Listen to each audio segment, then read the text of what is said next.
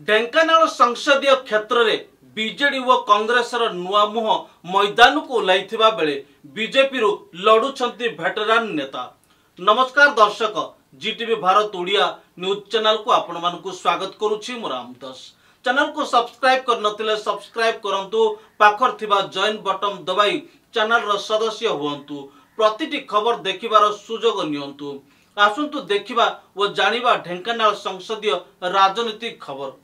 2024 साधारण निर्वाचन में बीजेडी डाक्तर अविनाश सामल, बीजेपी रुद्रनारायण पाणी एवं कांग्रेस सस्मिता बेहेरा प्रार्थी होइछंती। हेले नजर पकाइबा 2019 रे कहार केते भोट हार थिला।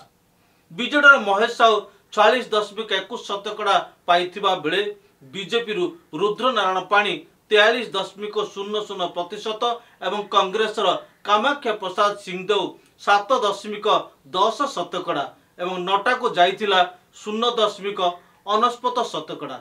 सेहीपरि 2014 रे भोट हार बीजेडी तथागत शतपथी 43.50% पाइथिला बेले बीजेपी रुद्रनारायण पाणी पाइथिले 30.32%। कांग्रेस सुधीर कुमार सामल 20.52% एवं नोटा को जाइथिला 1.27% भोट। ढेंकानाल संसदीय क्षेत्र में बीजेडी और कांग्रेस एथर नुआ मुह सह निर्वाचन को ओह्लाइछि। एपटे बीजेपी गत 3 थरर प्रार्थी को पुणी भरोसा करिछि। एथिसहित एठारे त्रिमुखी लड़ाई ପାଇଁ क्षेत्र प्रस्तुत हेउछि। 1969 निर्वाचन रे आसन कांग्रेस केपी सिंहदेव विजयी होइतिले। हेले 2004 रे यहाकू बीजेडी निज अख्तियार को आनिथिला। सेबेठारु एपर्यंत एही आसन बीजेडी हाथ रे रहिछि। दिने कांग्रेस दुर्ग थिबा एही आसन को पुणी कब्जा करने को एथर महिला कार्ड खेलिछि दल। पूर्वतन राज्य कांग्रेस सभानेत्री सस्मिता बेहेरा को प्रार्थी करा जाइछि। दल को पुणी एकजुट करी पारंपरिक भोट को सुरक्षित रखिबा तांको अभिज्ञता काम देई पारे। ढेंकानाल संसदीय क्षेत्र सह से अपरिचित नुहंती। अनुगुल जिला परिषद सभानेत्री रहिबा सह तालचेरु विधायक भावे लड़ीथिले। पुणी तांको बापा भजमन बेहेरा ढेंकानाल सांसद भावे जीति केंद्र मंत्री होइतिले। किंतु कांग्रेस भोट हार क्रमागत भावे खसुथिबारु सस्मिता को एबे कठिन परिश्रम करबाकू हेबो बोली राजनीतिक समीक्षक मत रखिछंती। एपटे बीजेडी निज आसन को सुरक्षित रखिबा पई एथर नुआ मुह सह निर्वाचन को ओह्लाइछि। गत निर्वाचन में 35,000 भोट व्यवधान जीति बीजेडी महेश साहू को टिकट काटी युव डाक्तर अविनाश सामल को प्रार्थी करिछि।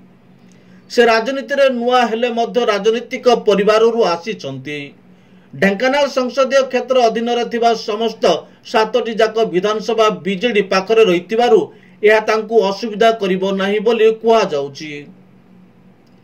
ढेंकानाल आसन को प्रथम थर पय हातैबा पय बीजेपी पुणी पुराना नेता को भरोसा करिछि। बीजेडी बीजेपी मेंट भांगिबा पर 2009 रु एठारे लगातार प्रार्थी होई आसुतबा रुद्रनारायण पाणी प्रथम विजय अपेक्षा निर्वाचन को ओह्लाइछंती।